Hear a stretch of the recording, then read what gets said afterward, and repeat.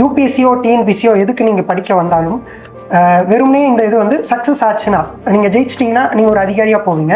ஒருவேளை உங்களுக்கு கிடைக்கல, ஏதோ ஒரு சூழலில் கிடைக்கல அப்படின்னா நீங்கள் ஒரு சிறந்த மனிதராக வெளியே போவீங்க. அடுத்தடுத்த படியில் முன்னேறிட்டு போங்க. கண்டிப்பாக நீங்கள் ஒரு நாள் ஜெயிச்சுட்டு வரும்போது அன்னைக்கு உங்கள் மீது விமர்சனங்கள் வீசியவர்கள் வாழ்த்துறைகளை வழங்குவார்கள். Kill them with your success, bury them with your smile. அவ்வளோதான்.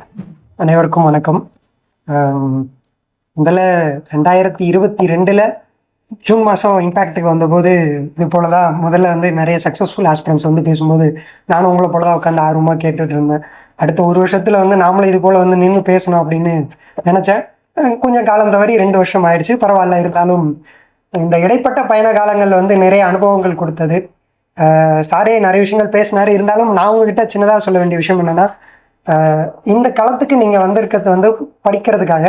வெறுமனே இந்த களம் உங்களுக்கு வந்து படிப்பை மட்டும் சொல்லித்தராது.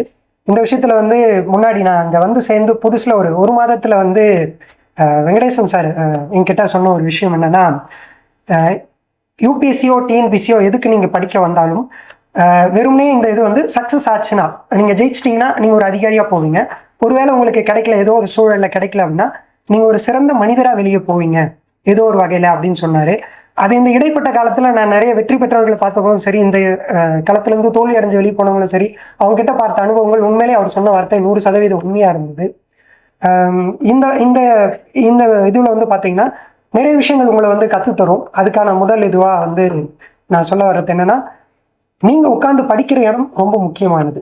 அந்த வகையில் இம்பேக்ட் எனக்கு அந்த இடத்த கொடுத்தது. உதாரணத்துக்கு பார்த்தீங்கன்னா, எப்போ வந்து நிறைய எக்ஸாம் எழுதும் போதும் நானும் வந்து நான் அடிவாங்காத ஏரியாவே கிடையாது அப்படின்ற மாதிரி நிறைய எக்ஸாம்ஸ் எழுதி நடுவில் வந்து நிறைய தோல்விகளை சந்தித்த போது ஒவ்வொரு தரையும் போயிட்டு வெங்கடேஸ்வர் சார்கிட்ட பேசும்போது அவர் சொல்லுவார், பரவாயில்லடா, இதில் போய் என்னடா இருக்குது, அடுத்த முயற்சி பண்ணு, அடுத்த படிக்கட்டுகளை காலை வைக்க முயற்சி பண்ணிக்கிட்டே இரு அப்படின்னா.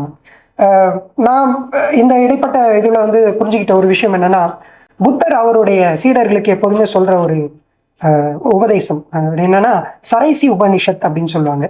அதனோட அடிப்படை தாற்பயமே என்னன்னு பார்த்தீங்கன்னா, தொடர்ந்து எங்கேயுமே நின்றாதீங்க, தொடர்ந்து சென்று கொண்டே இருங்க. உங்கள் மீது வீசப்படும் கற்கள், அதாவது விமர்சனங்களாக வரும், எப்படி வேணாலும் வரும். அந்த விஷயத்த வந்து நீங்கள் கடந்து போய்கொண்டே தொடர்ந்து சென்று அந்த இடத்துல தான், அதுக்கு தான் நம்ம கன்சிஸ்டன்சின்னு சொல்லுவோம். அதை நீங்கள் செஞ்சுட்டே இருந்தீங்கன்னா கண்டிப்பாக உங்களுக்கு வெற்றி வரும் அப்படின்னா. அந்த விஷயத்த சார் அன்னைக்கு ரொம்ப அழகாக ஒரு விஷயமா சொன்னார். அதை வந்து இந்த இடத்துல நான் நின்று பேசும்போது வந்து உண்மையிலே ஒரு உணர்வுபூர்வமாக உணர்றேன்.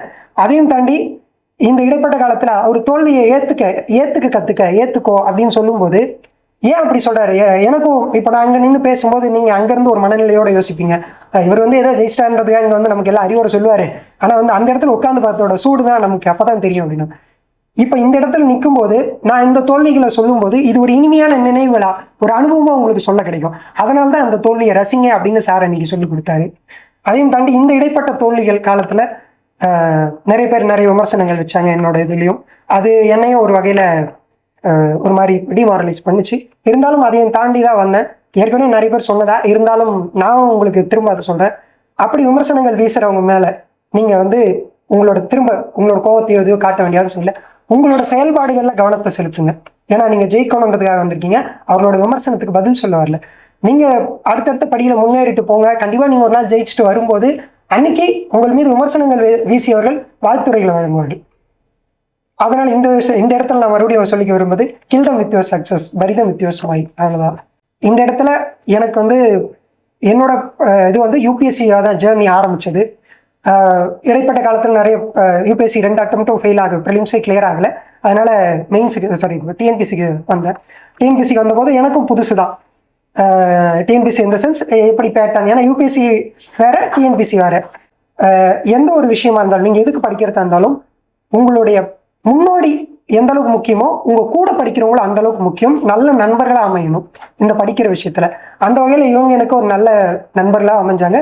அதே நேரத்துக்கு வழிகாட்டக்கூடியவர்கள் நல்ல முறையில் வழிகாட்டுவாங்க. உதாரணத்துக்கு இந்த இதில் நாங்கள் டிஎன்பிசி சக்ஸஸ் இந்த இதில் வரும்போது இங்கே வெங்கடேஷ் சார் பேசும்போது சொன்னார், அவர் வந்து நிறைய விஷயங்கள் நான் கேட்டுட்டு ஒரு சந்தேகம் அப்படின்ட்டு வந்து இங்கே உட்காந்துட்டா அவர் அங்கேருந்து வந்து எனக்கு சொல்லி கொடுத்துட்டு போவார். அந்த மாதிரியான ஒரு மனநிலையுடைய சார். அதே போல் வைஷோக், அவன் நிறைய சந்தேகங்கள் கேட்டாலும் ஆன் டைமில் என்னன்றதை தேடி கண்டுபிடிச்சிட்டு வந்து சொல்லுவாங்க. அதே போல் அருண் சார், நான் யூபிஎஸ்சி படிக்கிற நேரத்துலேருந்து என் கூட இருந்து நிறைய விஷயங்களை எனக்கும் சொல்லி கொடுத்தார். நம்ம படிக்கிறதையும் தாண்டி நம்ம சுற்றி இருக்க ஸ்டாஃப்ஸ், நம்மளோட நட்பு வட்டாரம் நம்மளை வந்து எப்போதுமே வழி நடத்தும் ஒரு வகையில். அந்த வழியோடு சேர்ந்து நீங்களும் ஒரு தனிப்பாதையை அமைச்சிட்டு போயிட்டே இருந்தீங்கன்னா கண்டிப்பாக உங்களுக்கு வெற்றி நிச்சயமாக இருக்கும். நன்றி.